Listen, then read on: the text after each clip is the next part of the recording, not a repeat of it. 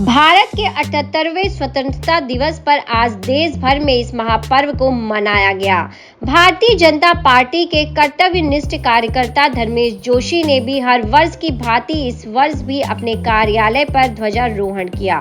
यहाँ यह बताना आवश्यक हो जाता है कि प्रतिवर्ष के ही भांति इस वर्ष भी धर्मेश जोशी ने संविधान के चौथे स्तंभ माने जाने वाली मीडिया से आते पत्रकार के हाथों ही ध्वजारोहण करवाया। वहीं इस दौरान उपस्थित थे हैरी पांड्या और साथ ही अन्य बीजेपी कार्यकर्ता व आम जनता।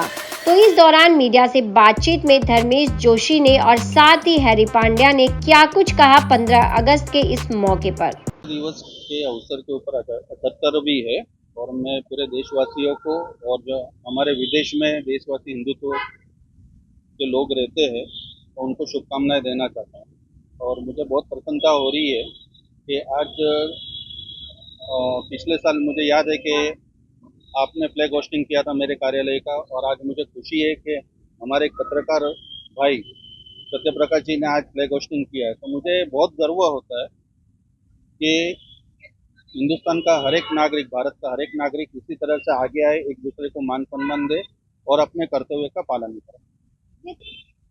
भारत का जो राष्ट्र ध्वज है वो एक तो मैं आदर के साथ लोगों से विनती करना चाहता हूँ कि इसको सम्मानित करिए, इसको कहीं इधर उधर मत रखिए, ना के फेंकिए, ना के रोड के ऊपर वो जो कागज के वगैरह है उसके वो कहीं गिरने चाहिए। अगर आपको कहीं दिखे तो भी उसको उठा के विसर्जन कर दीजिए। और हर साल के जैसा हम लोग सेफ उसके अंदर रखते हैं, अच्छी जगह पे रखते हैं, उसका सम्मान करते हैं, क्योंकि एक हमारा राष्ट्र ध्वज है, हमारा गर्व है।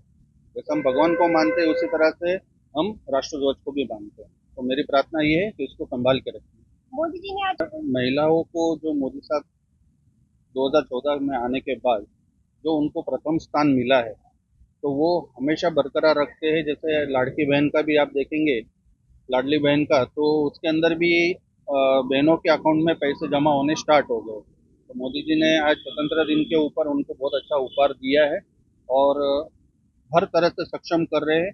और मेरी विनती ये है कि आज की तारीख में जितनी भी राष्ट्र की महिलाएं हैं उनको एक चीज़ ये करनी चाहिए कि सोशल मीडिया पे थोड़ा सा वक्त कम दे के आप सेल्फ डिफेंस का कोर्स करो, योगा करो, जिम करो, जिससे क्या होता है कि हमको आत्मनिर्भर बन सकेंगे और सेल्फ डिफेंस के लिए हम कहीं पर भी कोई भी चैलेंज एक्सेप्ट कर सकते हैं, कोई भी इसके अंदर सिचुएशन के अंदर। अपने देश के संविधान में अगर आप पढ़े तो वहाँ पे लिखा हुआ है कि अनेकता में एकता। ये वाकई में सही बात है। आप कहीं और चले जाओ, दुनिया भर में, विश्व में कहीं भी चले जाओ, या कहीं पे आपको धर्म की स्वायत्ता नहीं है, फ्रीडम नहीं है, कहीं पे आपको जेंडर इक्वालिटी नहीं है, औरतों को कम ये दिया गया है, मर्दों को ज़्यादा वो दिया गया है।